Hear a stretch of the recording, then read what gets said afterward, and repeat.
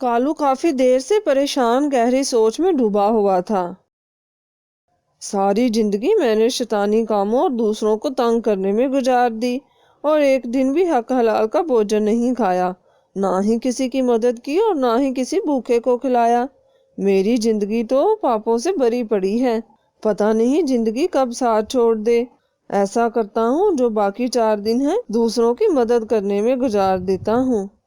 इससे भगवान भी खुश होगा और मैं स्वर्ग में रहूंगा। वैसे भी सब पक्षी मुझसे नफरत करते हैं और मेरे पास भी नहीं आते। अगर मैं उनके पास जाऊं भी तो सीधे मुंह बात नहीं करते। अब उनको खुश करने में ही जिंदगी गुजारूंगा।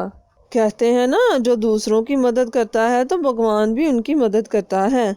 जैसे देखो, रानों से के सारे काम आसानी से हो जाते हैं। चलो देखता हूँ। वो कुछ भोजन लेकर रानों के पास जाता है। रानो बहन, मैं तुम्हारे लिए भोजन लेके आया हूँ। अगर किसी मदद की जरूरत है तो मुझे जरूर बताना। कालू भाई, मैंने भोजन कर लिया है। फिर भी आपका बहुत बहुत धन्यवाद। वैसे ही आप भोजन किस खुशी में लाए हैं? बहन, मैं तो वैसे ही लाया हूँ। मैंने अब अच्छा पक्षी बनने का सोच लिया है। सारी जिंदगी मैंने पाप किए हैं, अब दूसरों की मदद करना चाहता हूँ। कालू भाई, ये तो बहुत खुशी की बात है। हम सब आपके साथ हैं। इसके बाद कालू मिट्ठू के पास जाता है। मिट्ठू भाई, मैं आपके लिए फल लाया हूँ। बाकी पक्षियों की मदद करते हो ना आप, इसीलिए काफी कमजोर हो गए हो। शुक्रिया कालू भाई, आपने तो यूं ही जहमत की। आपने मेरी मदद करके मुझे आज हैरान ही कर दिया। हाँ भाई, मैं भी अब आपकी तरह दूसरों का मददगार पक्षी बनना चाहता हूँ।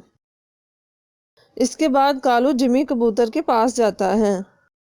जिमी भाई, आपका घोंसला काफी खराब हो गया है। मैं आपके लिए नया घोंसला बनाकर लाया हूँ।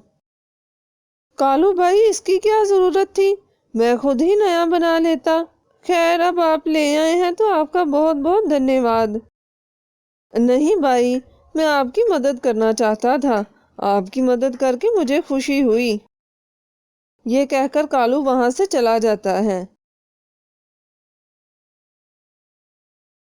इस तरह कालू काफी पक्षियों के पास काफी चीजें लेकर जाता है और उनकी मदद करता है। अगले दिन सारे पक्षी इकट्ठे होते हैं। रानो कहती है, कालू भाई, कल मेरे पास भोजन लेके आए थे। ऐसा क्या हुआ है कि वो एक ही दिन में बदल गए? अच्छा, मेरे पास भी फल लेके आए थे। कह रहे थे कि मैं दूसरों की मदद करना चाहता हूँ। मुझे तो नया घोंसला दिया और कह रहे थे कि मुझे दूसरों की मदद करके खुशी मिलती है। इसी तरह बाकी पक्षियों ने भी बताया कि कालू ने किस तरह उन सबकी बारी बारी मदद की। हमें कालू भाई की हौसला अफजाई करनी चाहिए कि अब वो नेक पक्षी बन गए हैं। कालू को दूसरे पक्षियों की मदद करते काफी दिन हो गए थे। काफी दिन हो गए मुझे अच्छाई का काम करते करते। ना ही कोई मेहनत का फल मिला और ना ही दूसरों की मदद करने पर भगवान ने मेरी कोई मदद की। चलो कुछ दिन और इंतजार करता हूँ। अब सारे पक्षी कालू की तरफ मिलने आते जाते रहते हैं और वो भी इनसे मिलता जुलता रहता है। लेकिन वो कालू को आजमा रहे होते हैं कि वो उनसे कुछ मांगता भी है कि नहीं, इसलिए वो कालू को उसके बदले में कुछ नहीं देते। कुछ और अरसा गुजरने के बाद कालू कहता है, ये भाई अच्छा है। दिन रात इनकी मदद करते करते मेरा तो बुरा हाल हो गया है। ना ही कोई फल मिला और ना ही भगवान की मदद। मेरी पहली जिंदगी ही ठीक थी, उसमें कम से कम कुछ करना तो नहीं पड़ता था। हर तरफ सुकून ही सुकून था। अगर पक्षी मुझसे तंग थे तो मुझे उनसे क्या लेना देना। मैं तो खुश था ना। बस बहुत हो गया, आज के बाद मैं किसी की मदद नहीं करूंगा। कालू से थोड़ा दूर एक साधु बाबा खड़ा होता है। साधु कहता है, मेरा सफर काफी लंबा था, जिसमें अच्छे इंसान भी मिले और बुरे भी। अब पक्षियों को परखने की बारी है। ये कहकर साधु एक पक्षी की शक्ल इख्तियार कर लेता है और उड़कर कालू के पास जाता है। ओह भाई, तुम कौन हो और यहाँ क्या लेने आए हो? कहीं तुम मिट्ठू के परिवार से तो नहीं हो? नहीं भाई, मैं किसी मिट्ठू को नहीं जानता। मैं तो साथ के जंगल से आया हूँ। हमारे जंगल में सूखा चल रहा है, बारिश ही नहीं हो रही, दाना खत्म हो गया था। मैं आपके जंगल में रहने आया हूँ। कल से सफर पर था, भूख से मेरी जान निकल रही है। अगर आप मुझे भोजन करवा दो और रहने की जगह दे दो तो मैं आपका एहसान सारी जिंदगी याद रखूंगा। ओ भाई, आप ऐसा करो कि मेरा ये घोंसला और भोजन भी रख लो। मैं आपके सूखे जंगल में चला जाता हूँ। मैंने तो जैसे लोगों की मदद करने का ठेका ले रखा है, जो चाहता है मुंह उठा के आ जाता है। जाओ, मेरे पास कोई भोजन वोजन नहीं है और ना ही रहने को जगह है। साधु वहां से सीधा उड़कर मिट्ठू के पास जाता है। अजनबी पक्षी, आप तो बिल्कुल दिखने में मुझ जैसे हो। बताइए, मैं आपकी क्या मदद कर सकता हूँ। भाई, मुझे भोजन करवा दो और रहने के लिए घोंसला बना दो। मैं साथ के जंगल से आया हूँ। हमारे जंगल में सूखा चल रहा है। भाई, भोजन तो नहीं है मेरे पास। रहने के लिए आपको अपना घोंसला दे देता हूँ। नहीं भाई, मुझे शदीद भूख लगी है। मैं किसी और पक्षी के पास चला जाता हूँ। आपने मुझे रहने की पेशकश की, इसके लिए आपका बहुत बहुत धन्यवाद। साधु सीधा जिमी के पास जाता है। जिमी भोजन कर चुका होता है, इसलिए वो साधु को भोजन नहीं दे पाता। भाई, आप मेरे साथ मेरे घोंसले में रह सकते हो। नहीं भाई, आपका बहुत बहुत धन्यवाद। मैं किसी और पक्षी के पास चला जाता हूँ। मुझे आज भोजन ही करना है। साधु वहां से सीधा रानों के पास जाता है। साधु रानों को वही कहता है वो जो बाकी पक्षियों को कहता है। भाई, मेरे पास इजाफी भोजन भी है और घोंसला भी। मैंने मुसाफिर पक्षियों के लिए इजाफी घोंसलों का इंतजाम कर रखा है और रोज कुछ भोजन भी बचा के रख लेती हूँ। कभी कभार मुसाफिर पक्षी आ जाते हैं, फिर रात के वक्त मुझे उनके लिए भोजन तलाश नहीं करना पड़ता। आप ये भोजन कर लें और इस घोंसले में हमेशा के लिए रह सकते हैं। आज से आप हमारे दूसरे मिठू भाई हो। मैं काफी देर से कई पक्षियों के पास मदद के लिए गया था, लेकिन आप सबसे अलग हो। आपने जरूरतमंदों के लिए पहले से इंतजाम कर रखा है। बाकी पक्षी भी ठीक थे सिवाय एक पक्षी के। उसने मुझे बहुत दुख पहुंचाया।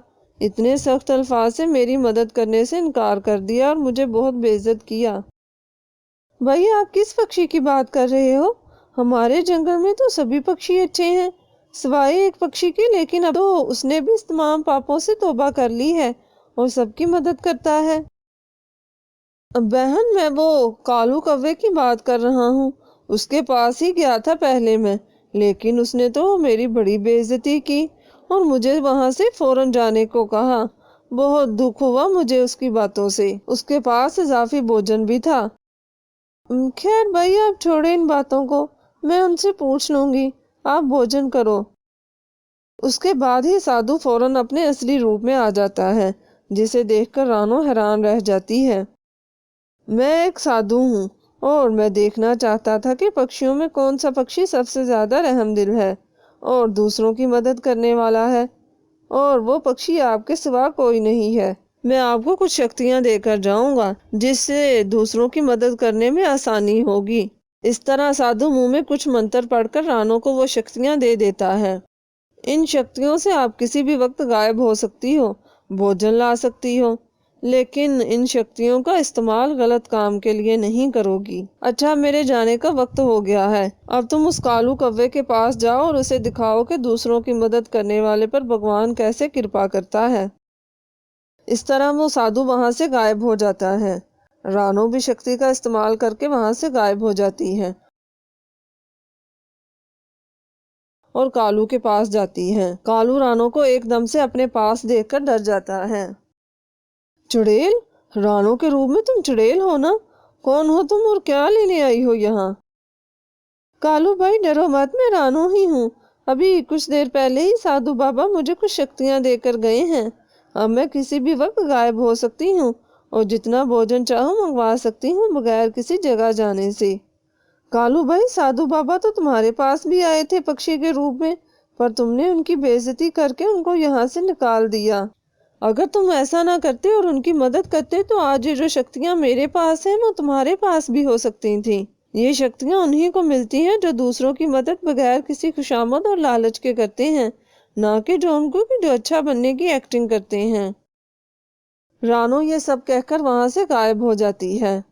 रानो के जाने के बाद कालू कहता है, भगवान ने मेरे लिए साधु को भेजा था, पर मैंने साधु से बुरा सलूक किया। अगर मैं कुछ देर सब्र कर लेता और दूसरों की मदद इसी तरह करता रहता तो आज वो सारी शक्तियां मेरे पास होती। एक बार फिर से मैं सभी पक्षियों के आगे बुरा साबित हो गया हूँ। इस कहानी से हमें ये सीख मिलती है कि सब्र का फल मीठा होता है। जो किसी के साथ अच्छाई करता है उसे उसका फल जरूर मिलता है। इस दुनिया में मिले ना मिले तो स्वर्ग में जरूर मिलता है।